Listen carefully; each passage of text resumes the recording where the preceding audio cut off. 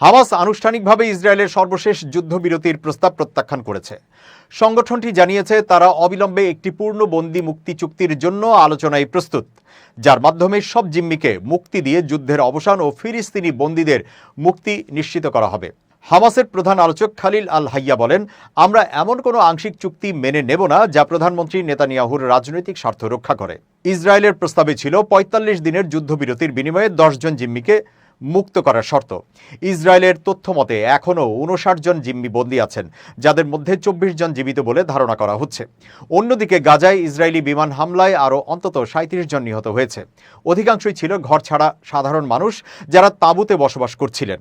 আল Mawasi এলাকায় হামলার সময় তীব্র বিস্ফোরণে তাঁবুগুলোতে আগুন লেগে যায়, শিশুসহ অনেকের মৃত্যু ঘটে। ইসরায়েলি সেনাবাহিনী জানিয়েছে গত ২ দিনে ১০০টির বেশি সন্ত্রাসী লক্ষ্যবস্তু ধ্বংস করা হয়েছে। তবে হামলার ঘটনায় তারা এখনও আনুষ্ঠানিকভাবে কোনো মন্তব্য করেনি। গাজায় মানবিক সহায়তা পুরোপুরি ভেঙে পড়ার মুখে। ১২টি বড় আন্তর্জাতিক সাহায্য সংস্থার প্রধানরা সতর্ক করেছেন যে গাজার মানবিক সহায়তা ব্যবস্থা এখন সম্পূর্ণ ধ্বংসের পথে। গত ৭ অক্টোবর ২০২৩ সালে হামাসের আকস্মিক হামলায় প্রায় ১,২০০ ইসরায়েলি নিহত এবং ২৫১ জনকে জিম্মি করা হয়।